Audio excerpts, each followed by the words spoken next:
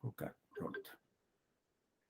Bom, o nosso formato aqui do Private é realmente fazer um bate-papo, alguma coisa bem mais dinâmica e tentando descobrir algumas soluções, principalmente para as empresas, até pela questão, saindo um pouco da vítima como pessoa física, como titular de dados, mas no direcionamento para as empresas, né? Então, nós temos aí o doutor conhece muito bem a questão dos procedimentos de compliance das empresas, né?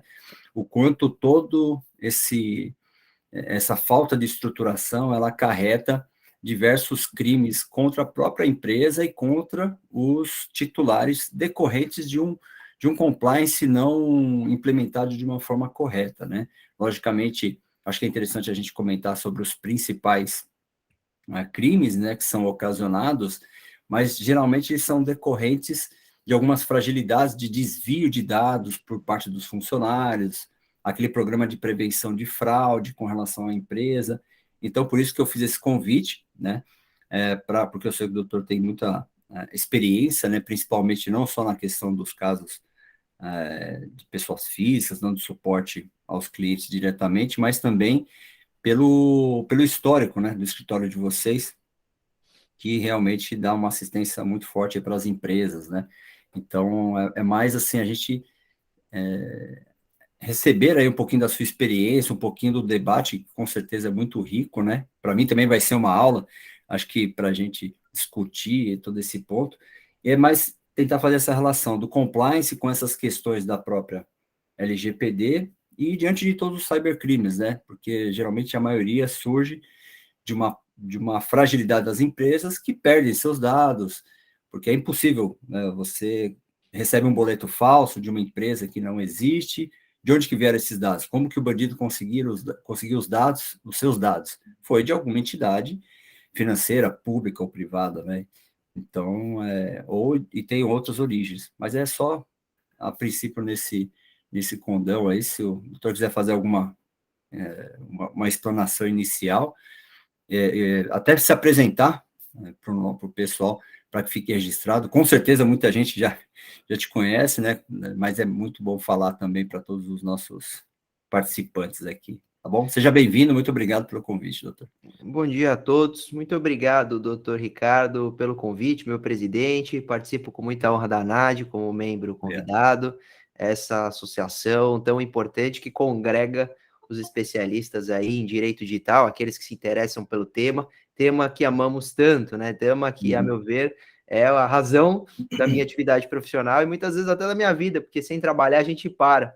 Então, eu amo o que eu faço. Para quem não me conhece, sou o professor Luiz Augusto Durso, sou advogado especialista em direito digital, leciono nessa área na pós do Damásio, na FGV, no IBCCRIM, aqui estou em Porto Alegre para dar uma aula para a Escola Superior do Ministério Público do Rio Grande do Sul, então sou apaixonado também por ensinar um pouquinho do que eu aprendi na minha trajetória aí, trabalhando com direito digital, com foco em crimes cibernéticos. A proposta do Dr. Ricardo é interessante. A gente sabe como os temas realmente se completam. Eu gosto de falar, doutor, que crimes cibernéticos, cybercrimes e LGPD, eles se completam de uma forma tão mágica e tão bonita que quando a gente para refletir sobre o tema, a gente vê como realmente as coisas fazem sentido em razão do aumento da cybercriminalidade, da coleta de dados, dos vazamentos, como tudo isso se realmente se completa ou, de alguma forma, prejudica o cenário que já é bastante ruim. A gente falava, né? Às vezes até do cansaço em combater este cenário de muitas vezes de grande impunidade, uma vez que não é simples você apurar uma conduta ilícita na rede, né? Um cybercrime. Então, não é um trabalho fácil, mas estamos aqui para a gente trocar essa ideia, bater esse papo. Agradeço a todos os presentes também. Lembrando que eu estou sempre à disposição no meu Instagram, Luiz Augusto Durso. Quem quiser postar uma foto aí, pôr no Stories, eu sempre reposto. É legal ouvir o feedback da turma. E com relação a essa reflexão, vamos começar então das questões dos dados, né? O mundo, eu até gosto de dar exemplo na minha palestra, doutor, sobre, você falou do ponto de vista da empresa, como ela coleta dados, e eu vou pegar um exemplo bem esdrúxulo, para a gente ver como isso mudou de 2009 para cá, tá? Eu vou colocar aí 11 anos de evolução para a gente ver uma grande diferença. Imagina um empresário que vendia lâmpada. Então, o empresário que vendia lâmpada, ele não podia ter muita informação sobre seus consumidores. Ele poderia saber, por exemplo, a região que ele mais vende determinada lâmpada, às vezes até quem compra mais, se a loja fornecesse algum tipo de informação sobre os consumidores. Mas o que mais ele saberia? Não muito. Ele saberia quantas lâmpadas ele vendeu e qual é a região que consome mais de uma maneira meio macro, né? Ele não saberia especificamente qual seria a região que consome aquele tipo de produto dele. Agora, passaram-se alguns anos e nós estamos em 2022 e hoje a lâmpada, vamos falar que são as fitas de LED. Vamos dar no nosso exemplo. Então, o produtor hoje faz lá fita de LED, que nada mais é do que luz, lâmpada, né? Uma micro lâmpada. E aí, normalmente essas fitas de LED hoje vêm com aquele dispositivo para você integrar na Alexa, para você usar nos aplicativos do celular e ligar a luz de qualquer lugar do mundo que você tem internet. Você pode mudar a cor, RGB, luminosidade, etc. Mas nessa comparação, nesse exemplo, a gente vai pegar então um produtor de lâmpada em 2008, 2009, que só saberia mais ou menos quantas lâmpadas ele vende, para um produtor de lâmpada em 2022, que seriam as fitas de LED. E aí, a primeira coisa que você faz ao comprar essa fita de LED, que vem com esse dispositivo Wi-Fi, você conecta no seu celular, você baixa o aplicativo, porque óbvio você quer também ligar a fita de LED da sua cama, sem precisar levantar, ou da sua fazer os efeitos, né? Exato, pedir para que a Alexa, liga a luz, apaga a fita de LED. Só que isso tem um preço. E exatamente o preço reside na coleta de dados. Uma vez que você vai baixar o aplicativo, a primeira coisa que vai se pedir é dados pessoais. Você vai preencher um formulário de cadastro. Então, aquele empresário que antes sabia mais ou menos quantas lâmpadas ele vendeu, já sabe quem são seus consumidores com nome, endereço, idade, gênero. Primeira informação que ele coleta. Segunda coisa, esse aplicativo poderá ter autorizações a coletar geolocalização, logs de IP, até históricos de navegação. Então, olha a invasão aí já de privacidade de um empresário que vende fita de LED. Terceira coisa, vamos supor que você instalou essa fita no seu quarto e você vai nomeá-la. Então, você vai pôr lá quarto, luz do quarto, seja o que for. O empresário sabe que toda vez que aquela luz estiver acesa, é razoável que você esteja no ambiente. Possivelmente você está no ambiente. Vale dizer, esse empresário que vende fita de LED sabe quanto tempo você passa no seu quarto com a sua cor preferida e a luminosidade ideal para você. Então, olha como... Eu gosto de pegar fita de LED, porque quando a gente fala de algoritmo de rede social... É a coisa mais simples, né? Exato. O algoritmo de rede social é muito lógico. Todo mundo sabe que a microexpressão facial é coletada, muitas vezes até a pigmentação da pele é mapeada pelos algoritmos. Então, você, ao ter emoções, muda a cor do rosto e isso é coletado por algoritmos. Então, esse é o nível de coleta de dados que estamos falando. Só que, para empresa grande, essas big techs, é meio presumido essa coleta. Agora, eu gosto de pegar a fita de LED para mostrar como isso muda. Então, a primeira premissa desse bate-papo, eu prometo ser breve, doutor, é falar sobre como esse cenário muda e como o empresário hoje tem informação, pouco importa o que ele vende, ele tem dado pessoal do seu consumidor, seja dos seus funcionários, seja dos seus consumidores. Dados bem complexos, às vezes bem íntimos, no sentido de saber quanto tempo você passa no seu quarto. Beleza. Partindo dessa premissa que as empresas têm mais informação e mais dados, maior é o risco do titular, que pode ter esse dado vazado. Vale dizer, toda empresa que coleta dados, que a gente está falando que é a grande maioria hoje, precisa pensar em cibersegurança, porque a segurança da empresa não é mais o site estar no ar ou sofrer um ataque de negação e sair do ar. É a sua intimidade que está lá armazenada nos servidores dessas empresas. Alexa, que coletava o que você falava, informação de voz, que você fala perto do dispositivo era armazenado. Imagina alguém saber tudo que você fala na sua casa. Então, as informações coletadas por essas empresas são muito sensíveis, são muito delicadas. Beleza. Então, primeira coisa, a empresa tem uma responsabilidade muito maior. Ela hoje tem praticamente a nossa intimidade. E aí vem até a história do Spider-Man, né? Com grandes poderes, vem grandes responsabilidades. Então, a partir do momento em que há muita informação, é obrigatório que essas empresas cuidem dessa informação. Só que para cuidar dessa informação, não basta comprar um antivírus e ter um TI para cuidar do seu servidor. Isso vai muito além, que aí entra a segunda questão de até que ponto as empresas devem investir em cibersegurança. Eu acho que as empresas no Brasil estão aprendendo a duras penas de que realmente não tem caminho, não tem saída senão gastar e investir em cibersegurança. Até porque muitas vezes não se prejudica só o banco de dados com os nossos dados pessoais de consumidores, mas criptografa-se o servidor com ransomware, e aí se cobra o resgate, né, o famoso vírus de sequestro de dados, vírus do resgate, e aquela empresa ela para de funcionar até pagar ou até ter um backup com redundância e dados necessários para retomar a atividade. Então, as empresas perceberam que os ataques cibernéticos custam muito caro. O dia seguinte é sempre bem gravoso. E ainda nesse contexto vem uma lei, que é a LGPD, para piorar o cenário de responsabilidade, é dizer, você é responsável, você vai pagar multa para a NPD, você vai ter que informar o titular e a empresa, e a NPD também, num prazo de 48 horas. Então, você também tem uma grande carga de responsabilidade que foi reiterada ou majorada pela LGPD. Sim. Ok. Então, a gente tem dados pessoais envolvidos, cibersegurança e LGPD. Afinal, onde isso vai chegar quando a gente fala de crimes cibernéticos? A gente sabe que os crimes cibernéticos, eles evoluem de uma forma em que o phishing, o golpe genérico, ele está ficando ultrapassado. Pouca gente cai, em questão de proporcionalidade. Eles mandam para milhões de pessoas todo dia e pouca gente vai clicar, vai achar que ganha um caminhão de prêmios numa mensagem de texto. Então, o que estão fazendo aqueles criminosos um pouco mais sofisticados? Eles têm investido em engenharia social. E para investir em engenharia social, eles precisam conhecer as vítimas, estudar o perfil das vítimas. Só que estudar o perfil da vítima não é entrar no Instagram da pessoa e ver se ela gosta, qual time de futebol ela gosta, se ela tem filho, cachorro e etc. Isso vai muito além. Uma vez que, a partir do momento que as empresas coletam muitos dados, é muito fácil, em razão de vazamentos, você conhecer profundamente. Estou vendo aqui o Felipe. Vamos supor que eu entrasse no banco de dados e descobrisse que o Felipe mora em tal região, gosta de tal coisa, é casado, é solteiro, gosta de frequentar determinados restaurantes, tem tanto dinheiro investido, às vezes até questões financeiras são vazadas a determinados bancos de dados. Então, sabendo disso, uma engenharia social para um golpe feito sob medida para infectar o Felipe, ou a empresa que o Felipe trabalha, que pode ser uma Amazon, pode ser uma grande empresa que me interessa atacar, é muito razoável acontecer, é muito mais fácil acontecer. Então, aí que essa questão de coleta de dados que a gente começou a falar, que toda empresa coleta hoje muito mais. Depois, falta de investimento em cibersegurança.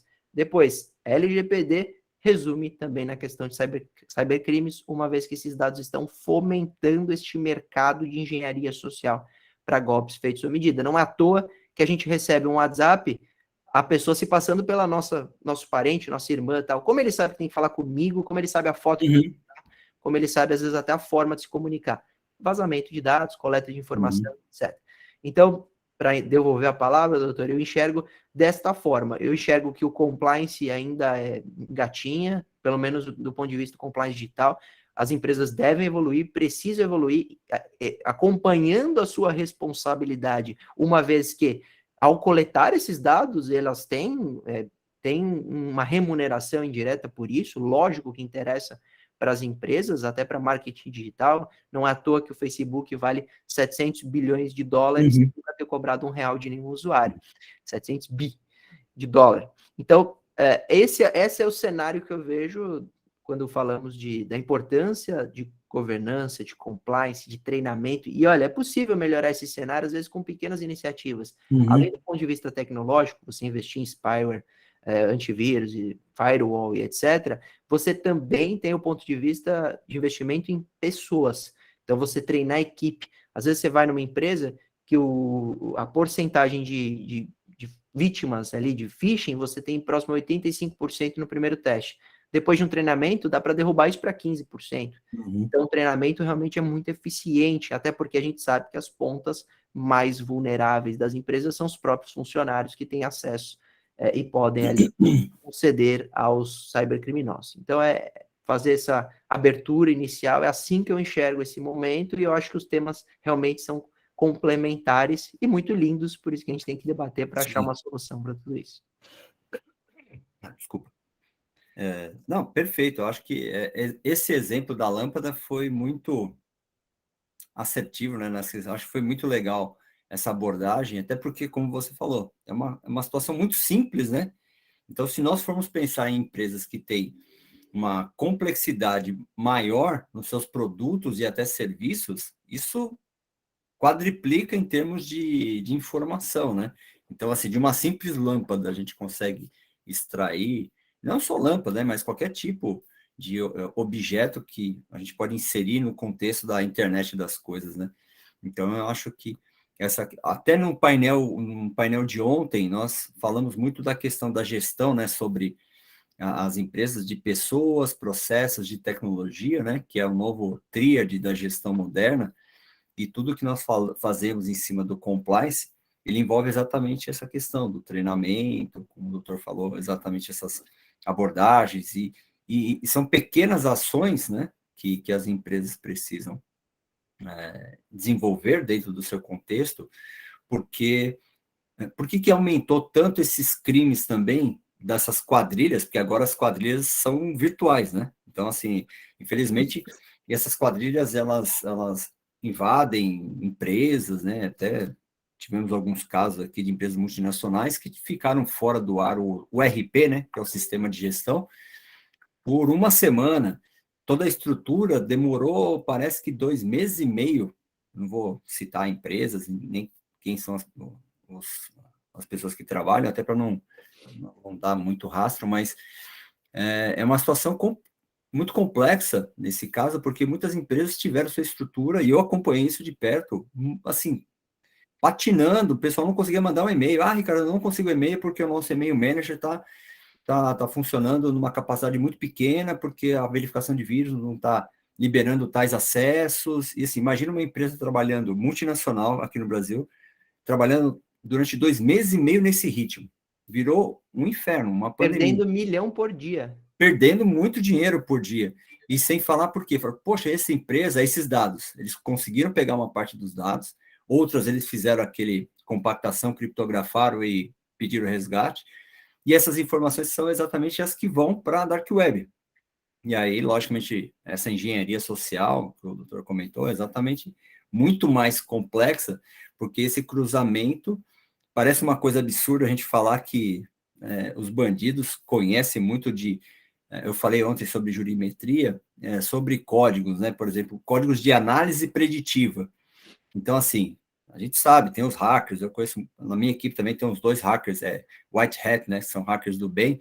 A gente faz uma busca muito simples na Dark Web, a gente já acha amostras, né, que o pessoal vende, amostras de banco de dados, aí você fala, como os caras têm tanta informação, tudo bem, tá fechado, criptografado, só vai ter se a gente pagar, que não é o caso, né, não vamos... Mas você consegue encontrar essas informações. E aí você roda toda essa informação que os bandidos virtualmente estão transitando tudo isso, estão invadindo, estão roubando, muita empresa você não sabe que realmente perdeu dados, e aí roda aquele código seja em Python, em R, em linguagem de algorítmica, e faz uma análise preditiva, e você já tem, a partir de um e-mail, ou a partir de um cookie social, ele já sabe que, o Ricardo, infelizmente eu achei meus dados, lá na Dark Web, e tinha muita coisa que eu fiquei assustado. Eu falei assim, cara, como que pode ter sobre mim isso daqui? Aí tive lá, mudei todas as minhas senhas, mudei e-mail, cancelei um monte de coisa. Até de uma empresa que eu tinha cancelado minha, sei lá, 15 anos, apareceu um monte de detalhe da empresa, que eu falei, caramba, cara, como que pode? Então, assim, são coisas que parecem um absurdo, mas é isso que o doutor comentou. Toda essa engenharia, eles vão cruzando, e aí o resultado eles vendem para os caras que, por exemplo, centrais do crime, que realmente ficam ligando, e parece, como o doutor falou, parece que já está refletindo exatamente toda a realidade, porque o criminoso já liga, já sabendo como falar com você, parece que sabe que você tem um carro, que o carro está em penhora, já está em busca e apreensão, e aí foi esse caso mesmo de um que foi pagar a dívida, pagou vai pagar 2 vezes, ou senão vai perder o carro, né?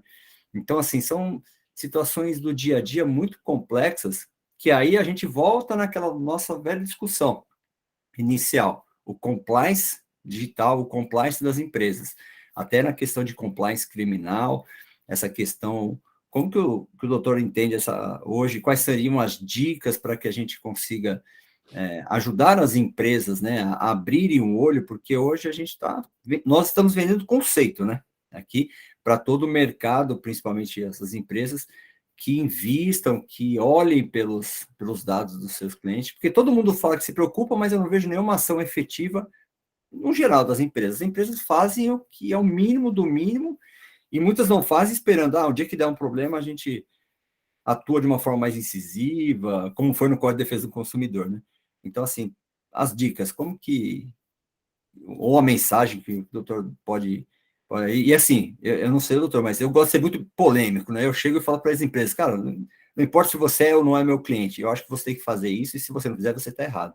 Porque, às vezes, as empresas precisam de um chacoalhão, porque ou é um chacoalhão das nossas consultorias, né? Que nós prestamos aos clientes, ou então são as multas, né? Que aí vier uma multa, poxa, caiu uma multa de 500 mil aqui. Então, estamos esperando essa fiscalização mais incisiva. E é um alerta, né? Eu acho que tudo que isso nós conseguimos perceber no nosso dia a dia já são insumos para um investimento pesado, não só do poder público, privado, das empresas públicas, privadas, né? E eu acho que é o segredo dessas coisas, na minha opinião, é essa questão do implementação do compliance, por mais simples que seja, mas realmente com alguns procedimentos, uma espinha dorsal, para que resguarde as empresas, em termos de processos, em termos de pessoas, né? Que 60% dos mau usos e vazamentos provém das pessoas, né? As tecnologias, de que forma, tem muita tecnologia que é mais acessível, né? Para se implementar. Mas qual que é a sua opinião? Vamos lá. Eu enxergo isso como uma mudança que só ocorrerá culturalmente. Eu vejo que o criminal compliance foi praticamente goela abaixo nas empresas no Brasil, principalmente por causa de Lava Jato, né? Nós tivemos ali um problema muito grave que os grandes empresários começaram a ir para os bancos dos réus em razão de investigação de corrupção e etc., e fraude de licitação. A gente viu tudo isso na Lava Jato, e aí os presidentes começaram a responder. E aí a pergunta era, mas como? O presidente não sabia, mas devia saber. A gente debateu muito sobre cegueira deliberada e etc. E aí a resposta de tudo isso foi o compliance, criminal compliance, principalmente, para demonstrar que, por óbvio, que o presidente, o CEO, não vai saber de tudo, e alguém tem que ter essa responsabilidade de verificar se a empresa ali acompanha as leis em plena conformidade e mantém um sistema de gestão, canal de denúncias, código de conduta e etc. Então, eu vejo que o criminal compliance foi naturalmente em razão dessa mudança toda aí, principalmente causada pela Lava Jato. Quando a gente fala do ponto de vista do compliance digital, eu acho que isso vai acontecer muito lentamente, né? Tem acontecido muito lentamente, e que isso só vai mudar mesmo quando tiver uma mudança cultural. Por exemplo, a gente assistiu na TV o Itaú e a Apple, duas enormes empresas, fazendo propaganda de privacidade, vendendo isso no marketing. Para uma empresa falar, confie seus dados na nossa empresa, a gente é uma empresa séria e a gente está de acordo com a LGPD e com a privacidade dos usuários e segurança, ela tem que estar no nível de maturidade de cibersegurança muito alto. Eu não tenho dúvida que a Apple está, até porque a Apple tem programa de bug bounty e etc. E o Itaú, eu até tive um aluno na FGV que era do Itaú, falei sobre bug bounty, ele falou, professor, não sei se o Itaú tem bug bounty, então eu não tenho essa informação, porque nem o diretor sabia. Mas quando uma empresa chega a ter um programa de bug bounty, para quem não sabe, seria a empresa falar para o mundo inteiro, pode me testar, eu estou abrindo um canal aqui de comunicação, você reporta a falha e eu te remunero pela falha encontrada. Só que para a empresa fazer isso, ela tem que estar muito evoluída. Sim. A gente abrir determinadas empresas, são nossos clientes, para um programa de bug bounty, no dia seguinte ela vai estar fora do ar e vai ter que pagar para muita gente as falhas. Tem muito problema. Então, você tem que estar num nível muito alto de cibersegurança. A Apple está, a Google, não há dúvida que essas grandes empresas, Big Techs, investem milhares ou até milhões de dólares nisso.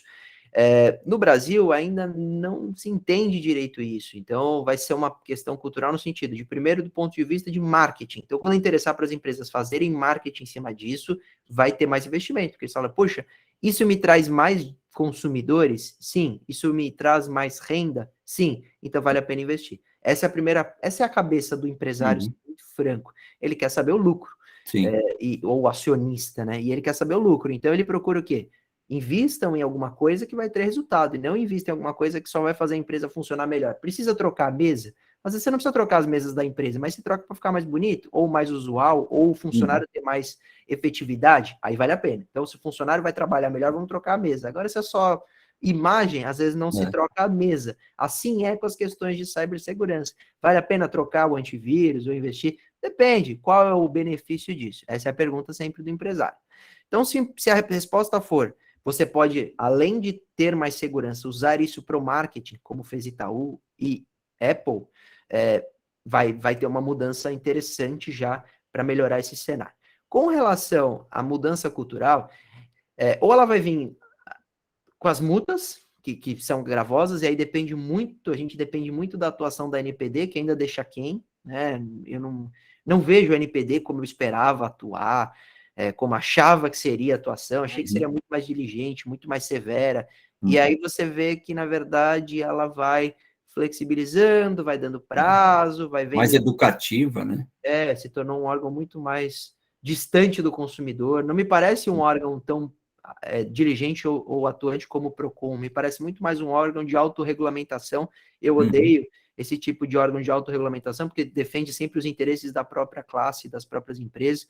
Então, a NPD, por enquanto, né, até hoje, por enquanto, me decepciona, e eu acho que ela tem um papel importante nessa mudança que esperamos, que seria uma mudança de comportamento das empresas, entendendo a sua responsabilidade, que ali são os nossos dados. Em razão dos vazamentos, a minha vida é prejudicada, né, como consumidor, a minha vida é prejudicada como titular. Então, essa é a primeira coisa.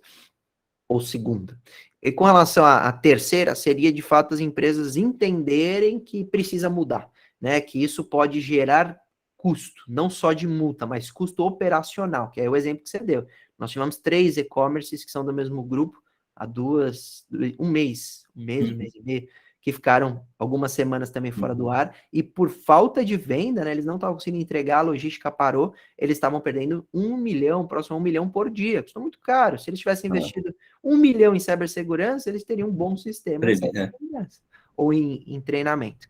Então, as empresas vão notar que custa muito caro os ataques cibernéticos e que os criminosos hoje são muito eficientes. Então, se realmente hoje um criminoso quiser atacar uma empresa no Brasil, né, não essas big techs, eu duvido que tenha muita dificuldade. Se quiser atacar algum órgão público, então é brincadeira. O órgão público hoje é irônico, é ridículo, porque realmente não tem segurança, nem os tribunais têm segurança adequada em investimento. Até me surpreendeu recentemente ouvir uma palestra de um amigo, o Dr. Ronaldo Lemos, ele palestrou na UAB, ele está presidindo a Comissão de Tecnologia, e ele falou muito bem sobre as questões de cibersegurança dos tribunais. Eu me surpreendi, acho que eu tenho uma visão um pouco distinta, até porque ele fala sobre o sistema de informatização, eu critico bastante, a gente vê que os protocolos de acompanhamento processual não são integrados, cada estado tem um sistema, cada tribunal tem um sistema, trava, não funciona, depende de Java, o Java não tem atualização. Então, eu vejo que o Brasil, nessa situação, realmente envergonha a população muitas vezes. A gente viu, o STJ, 2020, salvo engano, ficou fora do ar uma semana por um ataque ransomware, e demonstrou-se ali o risco. Ele poderia ter tido dados de processo apagados, alteração processual, isso é um perigo e já acontece. Então, o indivíduo invade um processo em trâmite e muda uma sentença para uma sentença absolutória. Então, imagina isso, que isso representa. É uma loucura, né? Isso é inimaginável, né? Mas é a realidade. E aí, você percebe, por exemplo, nós temos à disposição dos governos inteligências artificiais. Ó, o Felipe falou, TJ do Rio Grande do Sul passou 60 dias em estado. Imagina, 2 meses com problema de acesso à própria... Imagina quem não perdeu o prazo, né? Teve dificuldades, né? Audiências, o transtorno. Isso fere diretamente os direitos dos cidadãos aí, ele que tem direito o seu advogado ou sua advogada os representar nos autos. Então, eu enxergo dessa forma. Eu acho que por óbvio as empresas estarão um passo à frente do poder público, porque em razão desses exemplos, a imprensa também, isso eu também acho que mudou muito. A LGPD, ela teve um papel importante não só no caráter dos empresários pensarem, puxa, agora tem uma lei que eu preciso me adequar e pode ter multa. Não só nisso. O que eu percebi muito é que, em razão da lei, se debateu mais proteção de dados, se maximizou esse mercado, esse debate, esse tema, e a própria imprensa começou a cobrir. Eu nunca tinha visto o Jornal Nacional falar de vazamento de dados. Depois da LGPD, o Jornal Nacional cobriu o vazamento de dados de grandes empresas. Sim. E você estar num Jornal Nacional, a sua empresa, falando que você sofreu um vazamento de dados, é muito ruim. É péssimo do ponto de vista de credibilidade, marketing, imagem. Então, você também tem a preocupação das empresas hoje de falar, puxa, não pode acontecer porque não pode vazar. E se vazar, isso acaba com a credibilidade. Tem uma pesquisa que aponta que mais de 50% dos consumidores não voltam a fazer negócio com uma empresa que sofreu um grande vazamento de dados. Então, você pode perder metade da sua clientela. Então, é muito sério isso, do ponto de vista de reputação, do ponto de vista de credibilidade para a empresa. E por isso que eu acho que a LGPD teve um papel também importante nesse cenário. Por isso que eu acho que a mudança é talvez até mais cultural do que legislativa. E aí, com essa mudança cultural, a gente vai entender. A gente já entendeu, porque quase todas as empresas dos meus alunos na FGV já têm compliance. Quase todas. Fala, quem tem compliance? Quase, praticamente todos levantam a mão. Mas quantos estão preocupados com as questões digitais, né? Os quantos estão trazendo proteção, por exemplo, de ter um sistema em que não deixa o funcionário dar Ctrl+C, Ctrl+V no banco de dados, etc. Uma bobagem que faz muita diferença. Isso foi prejudicado também em razão da pandemia e do home office. É muito difícil controlar a gestão e o tratamento de dados pessoais à distância. Então, você coloca os funcionários em casa e como eles podem acessar o banco de dados, você sabe que ele não vai tirar uma foto da tela com o celular. Então, o controle de vazamento também foi bastante prejudicado. Lembrando que algumas quadrilhas também compram funcionários para fornecer. E aí fica muito mais difícil, né? A corrupção ali interna, você tem um problema muito grave. Como que você vai... Assediam, né? o assédio. Aí, por isso que você tem que ter... Por isso que a governança de níveis de acesso, né? Funcionário que só está lá há 5 anos, 10 anos, vai poder acessar determinado banco de dados, etc. Então, é assim que eu enxergo essa mudança e a implementação e a necessidade do compliance. Sim, exatamente.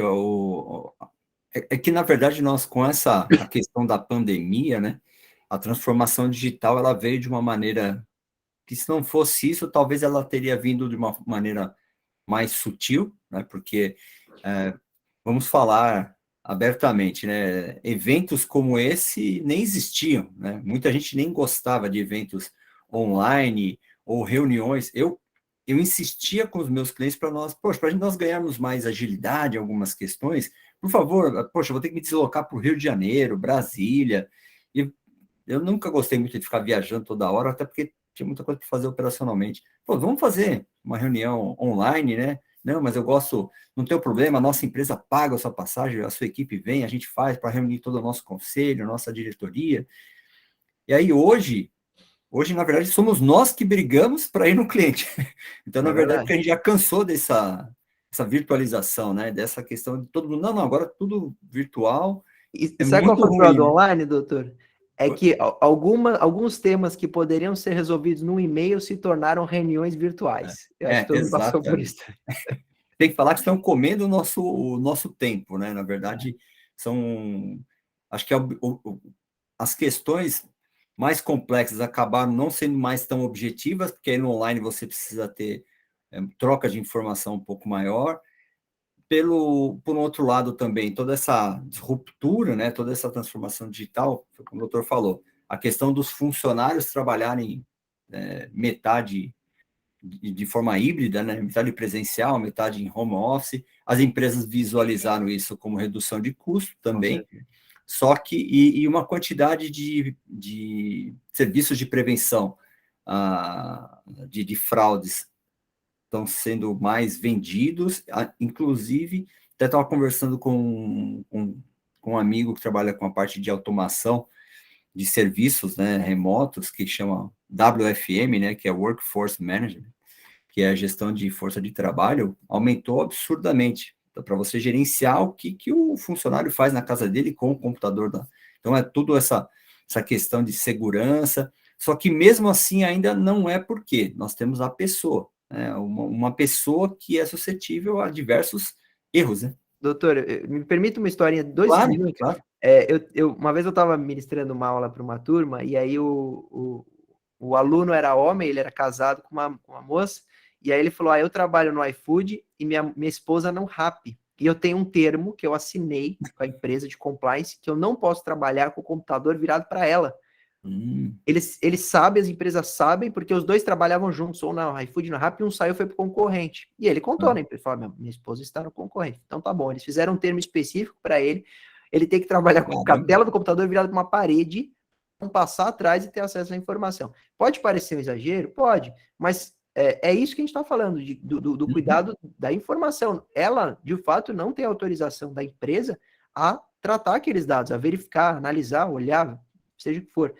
E é interessante, porque o nível de privacidade chega. Eu assisti um filme, eu não vou lembrar o nome, mas queria muito. Depois eu lembro e mando o pessoal, porque vale muito a pena. Não lembro se foi uma série ou um filme, mas eu assisti faz uns 5 meses, que o nível de coleta de dados era tão grande nessa hipótese desse filme, que eles procuravam ser um match perfeito. Então, eles pegavam todos os seus dados biológicos. Eu assisti esse filme. Passou na Globo, não foi? Eu vi no Netflix, se não me engano. No Netflix. E aí ele encontrava a pessoa perfeita para você casar. E isso gerava diversos problemas, por óbvio, porque a pessoa estava casada, fazia um teste para encontrar um match perfeito e etc. Então, isso é uma realidade que em breve pode ser muito plausível, se assim continuar, Sim. né? Então, esse limite de até que ponto aqueles terceiros que moram numa mesma casa e etc., podem ter acesso à informação, isso também tem que ser definido. Não é exagero, né? Exatamente. Não, essa questão realmente aí seria uma questão dos processos, dentro de um processo de implementação de compliance, acaba sendo um pouco rígido, né?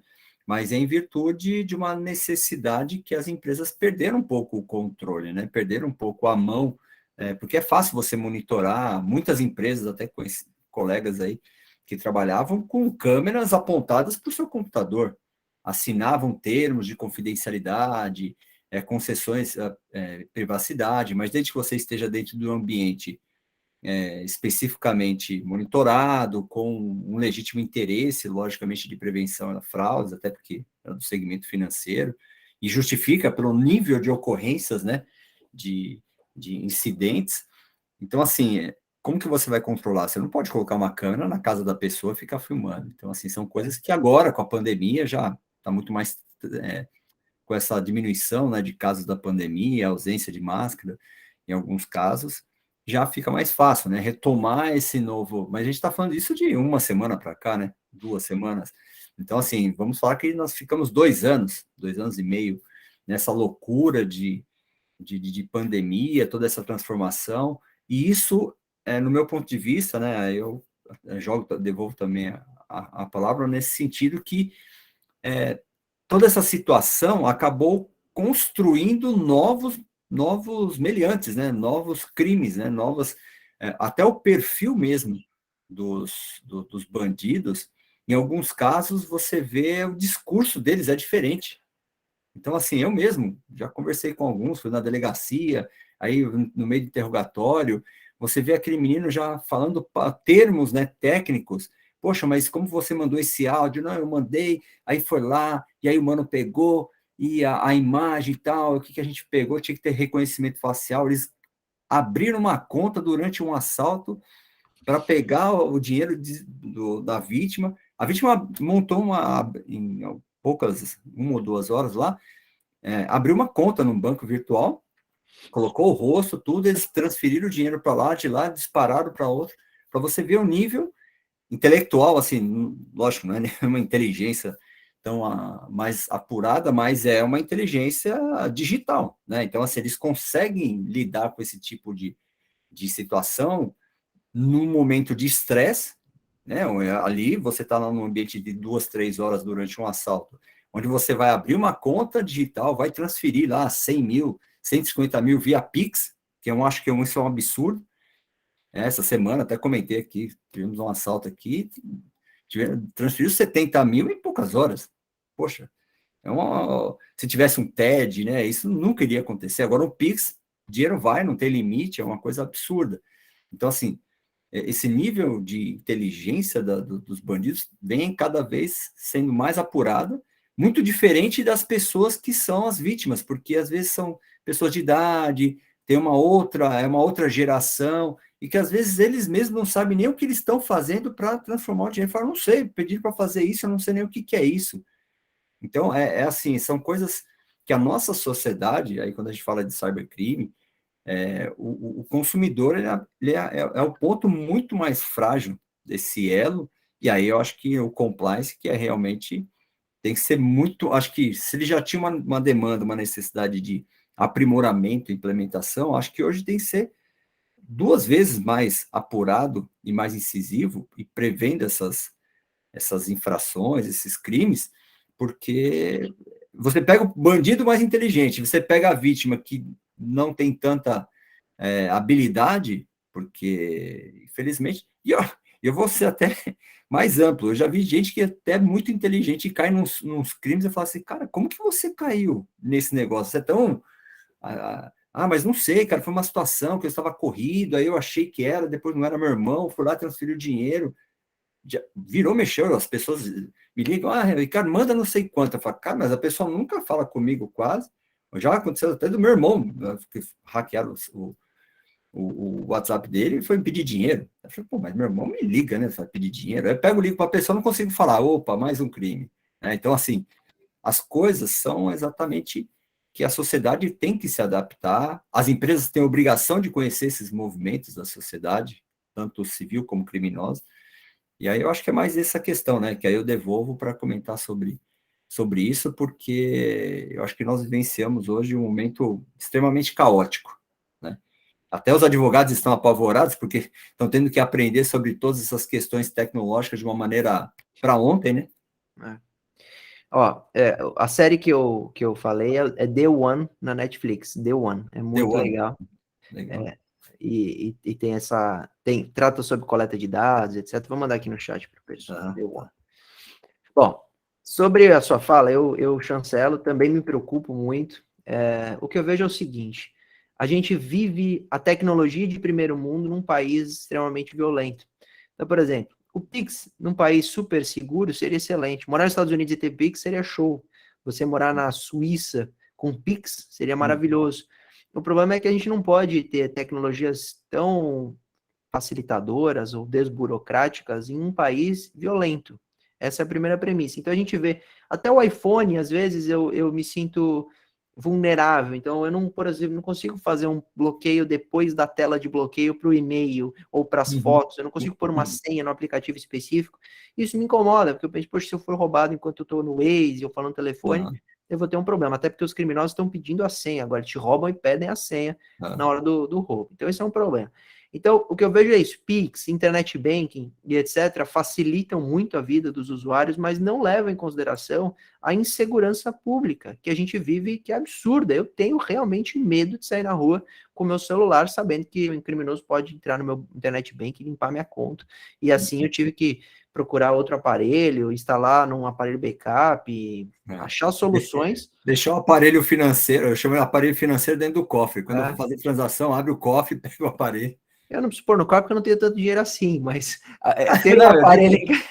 Um exemplo, você pega um cofrezinho pequenininho, né? Isso, aqueles cofres de... Cofre seria o porquinho cofre, você põe, sei lá. Mas então, esse tipo de inovação eu adoro, eu acho maravilhoso, eu amo, mas realmente não leva em consideração o cenário do Brasil. Você mesmo falou, eles estão mais espertos, mais sofisticados. O sequestro relâmpago voltou por causa do Pix, é inegável. 40% de aumento depois da liberação do Pix. Por quê? Porque eles não te jogavam no porta-malas para te levar no caixa eletrônico. Agora com o celular no bolso, eles te jogam. Para o caixa eletrônico. Então, essas inovações que eu aplaudo, eu tenho muita cautela com relação a esse cenário novo de ser tudo tão facilitado e tão instantâneo num mundo em que o Brasil realmente é violento, principalmente São Paulo e Rio de Janeiro. Então, isso me preocupa demais. Com relação aos bancos, você falou bastante de compliance e tal. Interessante, porque eu vejo que os bancos usam compliance principalmente por causa da responsabilidade civil. Então, no caso do banco, compliance não seria nem para criar uma ferramenta para inibir, é mais para se eximir. É isso que eu enxergo. Então, o que é o compliance? O compliance do banco hoje, além das questões técnicas que eles investem, de fato, não vou falar que eles investem nada em segurança. Sim, mas ainda é inseguro. E aí o que acontece? Qual é o compliance? O compliance deles é dizer, olha, nós avisamos 35 vezes quando você logou no Internet Bank que tem esse golpe, você caiu nesse golpe, o compliance lhe avisou, a gente não vai te remunerar, e eles vão sustentar isso nos tribunais. Até porque, o senhor também está na área há um tempão, a gente lembra que no início, né, de debate de direito digital, quando você entrava com o processo, todo juiz dava causa ganha, levando em consideração que quem cria a ferramenta é responsável pelas suas falhas e fraudes. Então, quando lançou o atendimento pelo Twitter do Itaú, o Itaú pagava milhões em fraudes pelo Twitter, mesmo que o consumidor desse a senha, o número do cartão, tudo, porque presumia que o banco que criou a ferramenta para facilitar a vida dele, não do usuário, porque é interessante não ter agência, é mais barato, etc. Então, ele tem responsabilidade pelas fraudes que são dali criadas ou ocorrem. Só que isso mudou com compliance, principalmente, doutor, porque vem os alertas e não é ok, é entendi o botão. E tá entendi propositalmente, pessoal. Para você clicar em entendi, eles vão registrar isso lá com o setor de compliance e dizer, este consumidor clicou em tantos botões entendi, e ele, se cair em golpe, não vai ser remunerado, porque a gente avisou ele. Então, o compliance se tornou uma ferramenta de proteção aos bancos da sua responsabilidade civil. Isso é justo, por óbvio, porque também não dá para o banco pagar toda a fraude, porque seus consumidores caíram num golpe de uma engenharia simples e estão dando dinheiro para criminoso por desatenção, mas também tem que levar em consideração que tem ferramentas de análise de perfil de consumo, análise de transferência. Por exemplo, você falou, quem transfere 70 mil num Pix em poucas horas, pouca gente faz isso, tem que verificar, tem que bloquear. Fernando Capese, do Procon, uma vez eu entrei no debate com ele, a gente fala muito sobre Pix, e ele falava, eu estou propondo ao Banco Central para fazer um bloqueio de contas novas, essas contas criadas em bancos digitais, Nubank, C6, e etc., que aquela conta, se receber dinheiro nos primeiros 20 dias, vai ficar bloqueado esse dinheiro até justificar a sua entrada, ele não vai poder transferir. Isso são medidas plausíveis, possíveis, e pouca coisa até então foi feita. Já tem um ano de Pix, a gente está vendo os fraudes com o Pix, e pouca coisa acontece. Então, esse cenário que eu vejo que o compliance tenta proteger só o interesse bancário, os usuários estão à mercê de tudo isso, a criminalidade evolui, não tem dúvida, hoje eles entenderam que o celular não interessa mais trocar película, trocar peça, eles entenderam que tem lá dentro vale, seja para uma extorsão, uma foto íntima, uma traição, então eles roubam, verificam se tem foto de nudes, etc. Seja para invadir aplicativo bancário, fazer empréstimos. Às vezes até o cliente fala, doutor, eu não tinha dinheiro nenhum, mas eles contraíram um empréstimo de 50 mil reais na minha conta e subtraíram o empréstimo. E aí você vai para o judiciário a dizer, como eles concedem empréstimo sem verificar a titularidade? Está errado. Então, essa facilitação de empréstimo, até porque... Por que o banco facilita o empréstimo, doutor? Ele tem interesse em emprestar esse dinheiro. Porque eles ganham dinheiro com isso, né? Exato. O banco vive disso, de emprestar dinheiro para os outros e cobrar juros altíssimos. Então, é super fácil você contrair um empréstimo, mas e se for uma invasão ao OPP? O banco tem a obrigação de verificar se aquela assinatura, aquela contratação é válida, né? Se é o consumidor assinando o documento, que se fosse... Como que seria se fosse na agência? A gente tem que ter um documento que você teria que se assinar. Se for alguém lá e falsificar sua assinatura, de quem é a responsabilidade? Do banco, não sua. Se alguém aparece na agência e falsifica sua assinatura, você não tem responsabilidade.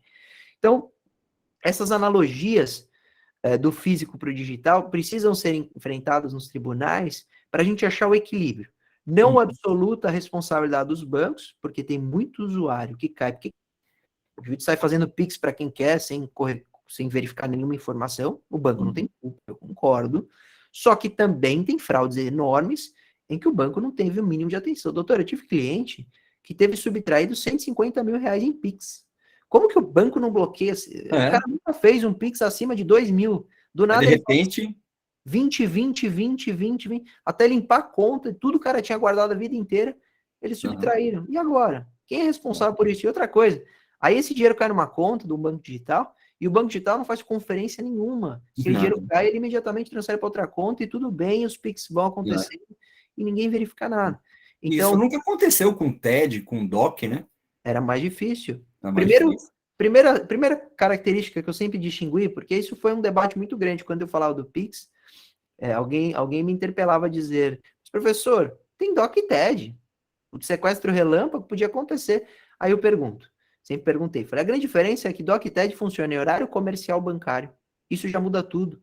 Você não tem DOC e TED 3 da manhã, que você pode ser sequestrado com o PIX. Até porque demora um tempo, né, para cair o dinheiro. Tem burocracias, os dados são mais complexos, você tem que colocar nome, CPF, agência, conta, valor. O Pix é uma chave, que pode ser qualquer, pode ser aleatória, né, randômica.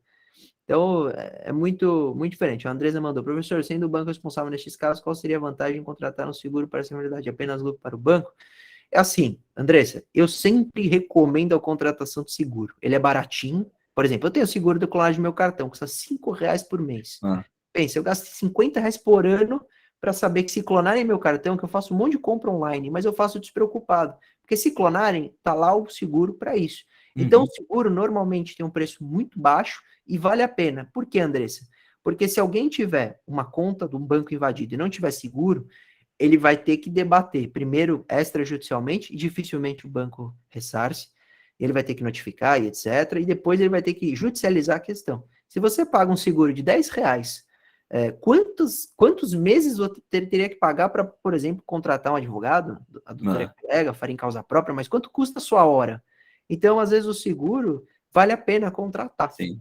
Eu sempre recomendo, se for um preço baixo, se for um seguro de R$500, óbvio que não. Mas se for 10 até R$15, vale muito a pena, porque a probabilidade de uma fraude é enorme. Até porque, doutor, já devolvendo a palavra, muita gente pode estar olhando aqui e falando, quem cai nesses golpes é idoso, são meus pais, meus avós, que não têm atenção. Aí, vocês devem ter visto, devem estar acompanhando a questão do SIM swap, a clonagem do chip. Esse golpe é um tapa na cara da vítima, porque a vítima não fez absolutamente nada para contribuir com o golpe. O que acontece? O criminoso vai com um documento falso ou com alguém em conluio na operadora e emite um chip lá na operadora, na sua operadora, com o seu número.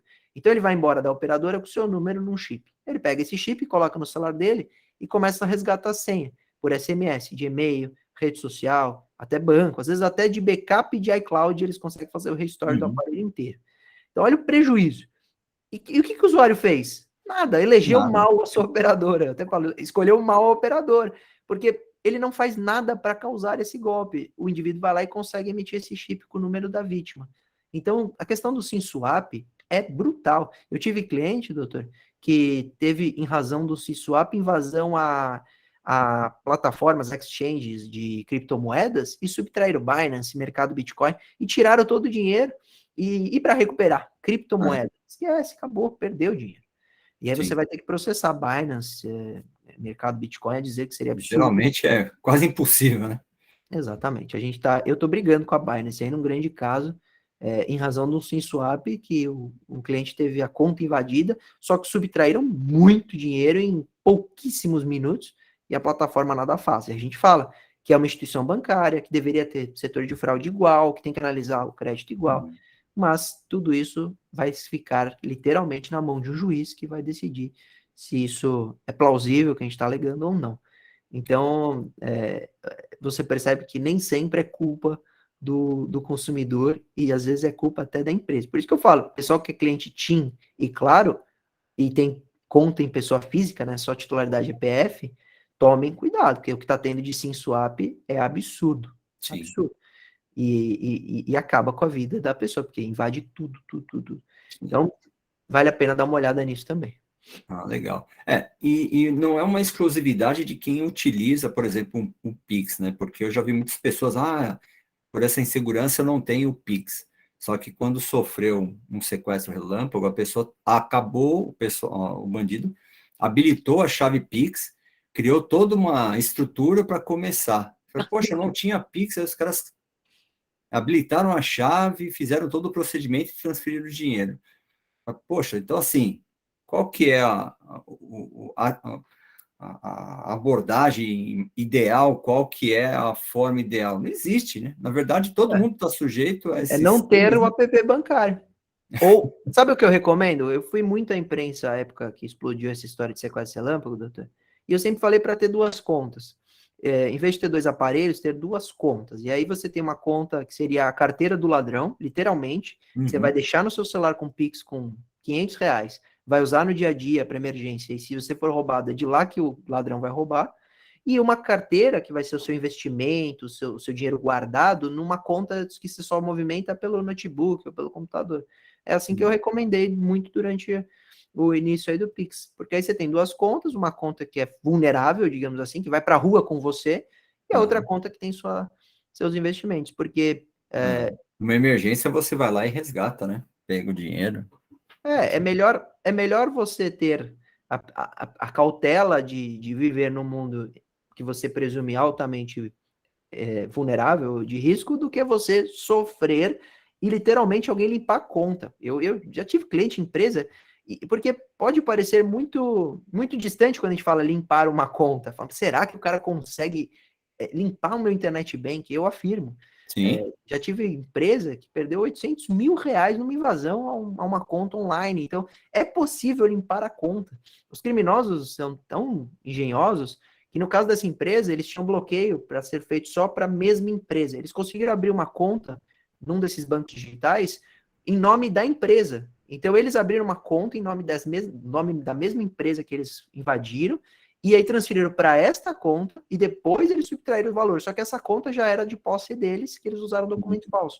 Então, olha a engenhosidade. Eles estão lá todo dia pensando nisso, como fazer novas vítimas. E a gente, no ponto de vista de cibersegurança, tem que pensar. É que nem você pensar na sua casa. Você vai lá e constrói o muro.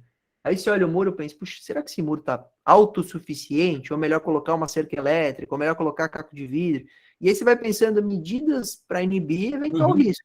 A mesma coisa tem que ser seu celular. Você tem que olhar para o seu celular e falar assim, o que tem no meu celular? Putz, tem um monte de foto aqui que me prejudicaria, né? Foto da minha família. Ah, tem um monte de aplicativo aqui. Ah, eu deixo o aplicativo de token, de validação de transferência e tal.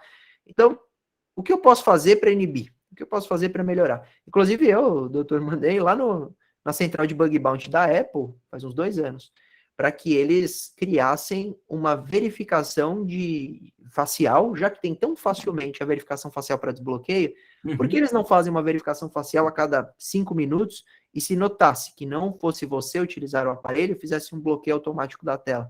Sim. Seria legal. Então, se você for roubado com o aparelho desbloqueado, teria uma chance do aparelho ser bloqueado. Até porque muita gente pode estar pensando, doutor, mas tem o Find My iPhone, basta entrar lá no site e pedir o bloqueio. Mas eles colocam no modo avião, eles tiram o chip, desconectam da internet e já era o Find My iPhone. Apesar que agora a Apple está atualizando para conseguir localizar igual os AirTags, né? Que você faz por Bluetooth. Sim. Mas ainda, mesmo que você localize, não dá para apagar os dados de distância. Exato. E aí você localiza, tá no meio da Santa Efigênia, igual quando roubaram a minha esposa. A gente localizou, tava no meio da Santa Efigênia. Você faz o quê? Lá atrás, lá. Não vai dar, não vai achar, né? Então a gente precisa partir das premissas de segurança, porque vai acontecer. Eu não desejo a ninguém o mal, mas eu sei que uma hora pode ser que eu perca o celular ou seja roubado, e eu tenho que estar pronto para esse momento. Como as empresas, aí para voltar no tema inicial que era empresa, como as empresas têm que estar preparadas para um ataque cibernético, para um ataque de negação, por uma invasão, com um ataque de criptografia, de ransomware. Então, no fundo, a grande lição que a gente pode deixar nesse papo, já chegando ao fim, né? É que a prevenção nesse momento é o melhor remédio, até porque o legislativo a gente falou de fraude e tal, o legislativo tem atuado. Nós temos agora o novo tipo penal de fraude eletrônica, que é um acréscimo do estelionato lá. O estelionato no caput tem pena de 1 a 5 anos, a fraude eletrônica é de 4 a 8 anos de reclusão. Então, a fraude eletrônica está mais gravosa. Invasão do dispositivo informático aumentaram a pena, era de 3 meses a 1 ano, agora está de 1 a 4 anos, aumentou também. Crimes contra a honra nas redes sociais, a pena está triplicada. Nós temos o novo crime de stalking, nós temos a própria LGPD. Olha quanta lei novinha aí que nós temos de 2 anos para cá, que estão preocupadas com essa área. Né? Então, alguma coisa estão fazendo, não é que o legislativo não está fazendo nada. Então, se você pegar esses exemplos também do ponto de vista legislativo, tem uma preocupação e tem uma evolução. Então, a gente tem que trabalhar junto aí para melhorar esse cenário. Perfeito. O recado que fica é exatamente aqui, nós temos que conscientizar as empresas o quanto é importante também todas essas orientações que nós conversamos, todos esses casos que foram discutidos, colocar isso também internamente nas empresas, tentar orientar os próprios clientes para que realmente fiquem, porque tem muita gente, digo, titular, né, os clientes, eles ficam num mundo mágico lá, parece que nunca vai acontecer isso com eles. Então, assim, poxa, às vezes você vê em alguns grupos, o pessoal começa a fazer uns comentários, eu falo, nossa, mas que mundo que essa pessoa vive, né? No mundo lúdico, não, mas isso aí eu não acredito na polícia, eu não acredito no sistema. Eu falei, pô, se você não acredita na polícia, você vai acreditar em quem? Eu não confio na polícia, eu não acredito nos mecanismos. Acho que todo mundo tem que fazer sua parte, né? De uma forma preventiva, né? E também a sociedade e nós, né? Fazer o que nós estamos fazendo aqui sempre. Bom, para fechar o nosso bate-papo aqui, doutor Luiz Augusto Durso, muito obrigado pela participação, muito obrigado aí pela disponibilidade, o pessoal que fez seus apontamentos. Aqui ficou um bate-papo dinâmico, vai ficar registrado. Infelizmente, a gente sabe do tempo escasso do doutor, não vamos tomar muito tempo dele aqui, mas o simples fato de ter vindo aqui até nós já é muito importante, me sinto lisonjeado aí com a sua presença aí, tá? E sempre falando aí para a família Durso aí, todos que eu admiro muito aí, mande um forte abraço para o seu pai aí, e todo um profissional que, juntamente com os filhos, aí sempre contribuíram muito aí para o nosso mundo aqui, jurídico também, então é sempre um prazer estar com vocês aí, tá bom? Obrigado, doutor. Queria agradecê-lo pelo convite, dizer que a admiração é recíproca. Parabéns pelo trabalho que tem feito aí na NAD, sendo um dos nomes grandes com relação ao direito digital. É uma alegria gozar da amizade que temos e poder trocar esse tipo de conhecimento. Obrigado pelo convite. Estou feliz de estar nesse evento, até porque quando marquei, vocês estão vendo que eu não estou em casa, estou no hotel, porque quando eu marquei para vir para Porto Alegre, eu vou dar uma aula no Ministério Público aqui. E eu consegui encaixar, porque a aula é só à tarde. Eu fiquei super feliz, falei, puxa, não vou precisar desmarcar. Estou aqui do hotel, fiz questão de estar aqui, mas foi uma alegria mesmo, fiquei super feliz. Obrigado. Estou sempre à disposição. Mandarei o abraço ao meu pai, você sabe que ele admira também muito o seu trabalho. E contem sempre comigo. Obrigado por todos aí nessa manhã que participaram aqui com a gente, mandaram as perguntas. A gente tem muito a aprender e eu sei que os colegas novos aí do direito digital têm que estar unidos, por isso que a NAD é muito bacana, a gente tem que se unir, só tem uma forma da gente representar o direito digital, fazer a diferença nesse novo mundo, que é a gente se unir, a gente ter voz juntos, ensinando, aprendendo uns com os outros, e estando junto. Então, eu estou sempre à disposição do pessoal aí, contem sempre comigo, desejo muita saúde a todos, e que vocês fiquem com Deus. Obrigado pelo convite de coração. Amém, muito obrigado. E assim que estiver retornando a São Paulo, vamos marcar aquele café para a gente ver as oportunidades, desafios aqui para 2022 aí. Combinado. Tá, eu volto hoje. Hoje eu dou minha segunda aula e eu já pego o avião à noite, já estou em São Paulo, vou dormir em casa, graças a Deus. Legal. Aí a gente vai se falando, então. Fechado. Obrigado, pessoal. Obrigado, abração, tchau. viu? Boa semana a todos, boa semana, doutor. Tudo de bom, muito obrigado. Obrigado. Tchau, tchau. Abraço, pessoal. Muito obrigado aqui pela presença de todos. Deixa eu só cancelar aqui a gravação. Em breve